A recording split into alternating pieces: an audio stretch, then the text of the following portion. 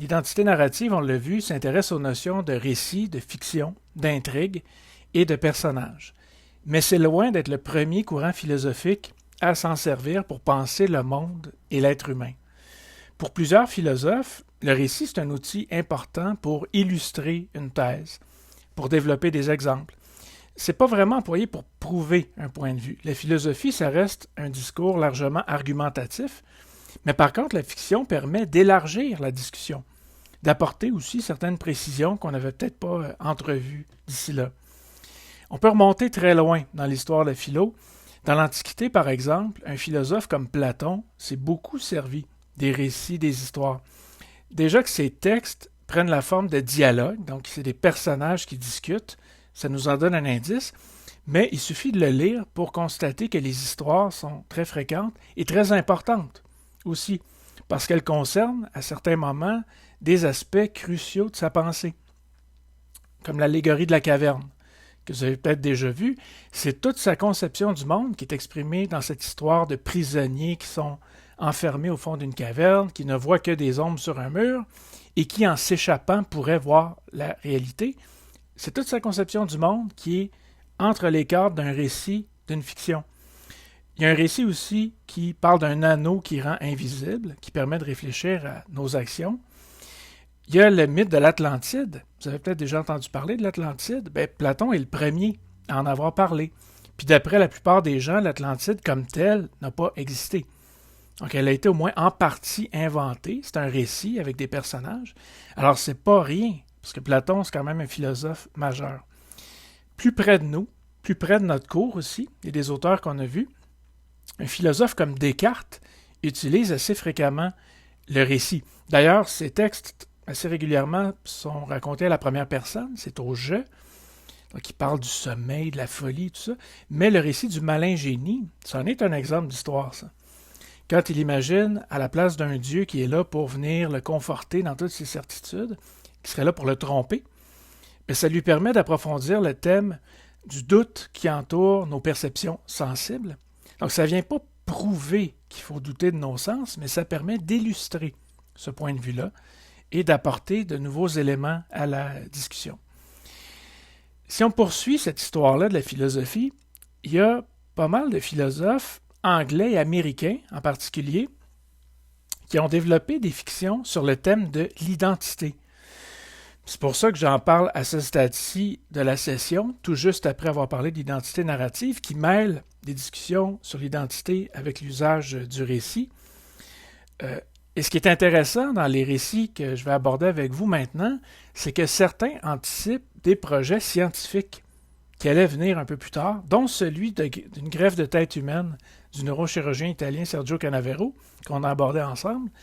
Mais il y a des fictions racontées par les philosophes bien avant ce projet-là, qui semblent anticiper, ou en tout cas qui portent sur les mêmes enjeux. Et je vais surtout m'attarder à ce qu'on pourrait appeler des fictions du transfert. Donc des fictions qui impliquent un déplacement.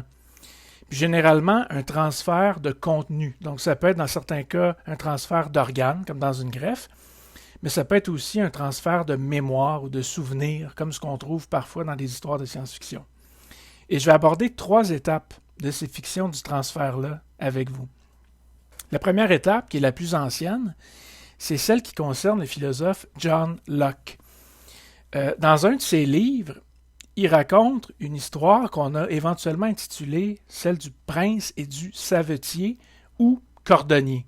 C'est un mot qui veut dire la même chose, donc du prince et du cordonnier. Et c'est une histoire qui raconte un transfert d'âme. On prend l'âme du prince, on le transplante dans le corps du cordonnier, et après ça, on se demande qui est la personne qui résulte de ce transfert-là. Et pour Locke, il n'y a pas de doute à y avoir. Le corps du cordonnier dans lequel il y a maintenant l'âme du prince, c'est le prince. Alors, ce qui domine pour Locke, c'est la conscience, le vécu, la mémoire, les souvenirs. C'est ça qui assure la continuité de notre identité, parce que la personne qui possède l'âme du prince, c'est le prince. Même si de l'extérieur, c'est le cordonnier qu'on voit, parce qu'encore une fois, c'est l'âme du prince dans le corps du cordonnier, mais pour Locke, c'est le prince qu'on a devant nous. Et c'est pour ça qu'on appelle ça la thèse de la continuité psychologique, parce que c'est la psychologie, la conscience, qui assure la continuité du prince, même quand il change de corps. À ce stade-ci, c'est un transfert d'âme. Vous avez vu que Locke ne décrit pas vraiment cette procédure-là. Il n'essaie pas de nous proposer une histoire très réaliste. Il fait juste imaginer un déplacement de contenu. On prend une âme, on la transplante dans un corps et on regarde ce qui se passe. C'est sûr qu'au fil du temps, les philosophes qui se sont intéressés à ce genre de questionnement-là, parce que c'est important, hein, ce qui est derrière ces récits-là, c'est qu'on se questionne sur le fondement de notre identité. Qu'est-ce qui fait de nous ce qu'on est? Est-ce que c'est plutôt quelque chose de psychologique, comme la conscience et la mémoire? Est-ce que c'est plutôt le corps, donc quelque chose qui est physique, immédiatement visible? Et les récits servent à approfondir, à illustrer ces enjeux-là. Alors, au fil du temps, des philosophes se sont intéressés à ces enjeux-là, bien sûr, à l'histoire de Locke. Ils ont regardé aussi ce qui se passait dans la science de leur temps, et progressivement, il y a des projets scientifiques très poussés qui ont eu lieu, comme ceux de Greff. Alors, le transfert d'âme de Locke est devenu une histoire de Greff chez certains philosophes. Je pense en particulier à un philosophe qui s'appelle Sidney Shoemaker. Je vais mettre les noms des philosophes dans la description de la vidéo. Inquiétez-vous pas là-dessus. Alors, Sidney Shoemaker, c'est un héritier de Locke parce que, comme plusieurs philosophes de son temps, c'est un partisan de la thèse d'une continuité psychologique. Il pense lui aussi que ce qui fait de nous ce que nous sommes, c'est notre conscience, c'est notre mémoire, nos souvenirs, notre vécu. Alors, quand il décrit Shoemaker des fictions sur la greffe, des récits de greffe, quand il imagine par exemple qu'on prenne le cerveau de A, qu'on le transplante dans le corps de B, lui aussi a l'impression que, à la fin, après l'opération, c'est devant A qu'on va se trouver, même si le corps est celui de B. Donc pourquoi au juste? Parce que si on interroge la personne greffée, donc qui a le cerveau de A et le corps de B, il va parler de la vie de A, parce que c'est sa mémoire qu'il a, ses souvenirs. Il va reconnaître la femme de A, les enfants de A. Il va pouvoir continuer à faire le même métier. Donc même si le corps a changé, c'est le corps de B, selon Shoemaker, tout comme Locke avant lui, c'est le critère psychologique qui domine. C'est ce qui fait de nous ce qu'on est, ce qui assure notre continuité dans le temps. Et il y a d'autres philosophes, comme je vous le disais, Shoemaker, ce n'est pas une exception. J'hésiterais avant de dire la majorité, là, commencer à faire une espèce de bagarre pour déterminer qui est pour, qui est contre, mais il y a beaucoup de gens au fil du temps qui sont en faveur de la thèse de Locke. Shoemaker en est un.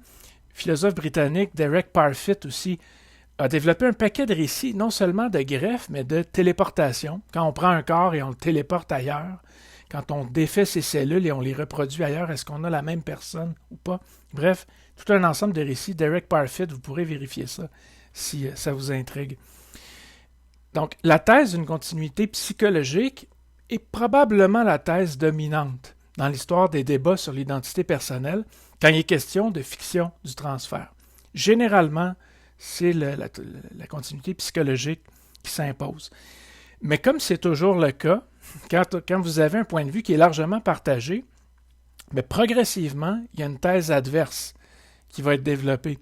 Et vous le savez, le deuxième cours de philo, Cégep l'être humain, personnellement, j'aime ça le construire justement en termes d'affrontement, de comparaison. Je pense que ça aide toujours à comprendre une thèse, de voir quelle est la thèse opposée, pour essayer de voir quel est le désaccord, comment est-ce qu'on s'éloigne, comment est-ce qu'on se rapproche. Alors, à côté de la thèse psychologique, d'une continuité psychologique de l'identité personnelle, on assiste progressivement à l'apparition d'une deuxième option, celle qu'on a surnommée la thèse animaliste ou de la continuité biologique. Alors là, la continuité, ce n'est pas celle d'une conscience, d'une mémoire et de souvenirs, mais une continuité qui est plus matérielle, biologique au sens aussi du corps, de la matière humaine. Donc, on dit animaliste parce que on fait équivaloir le corps qu'on possède à l'animal que l'on est. Donc, c'est pas un terme qui a été choisi par les animalistes eux-mêmes, c'est comme une espèce de connotation qu'on leur a donnée, une étiquette, et eux l'ont acceptée faute de mieux, finalement. Donc, au lieu de mettre l'accent sur la continuité psychologique, on met l'accent sur la continuité physique. Et selon les animalistes, ce que nous sommes, c'est notre corps.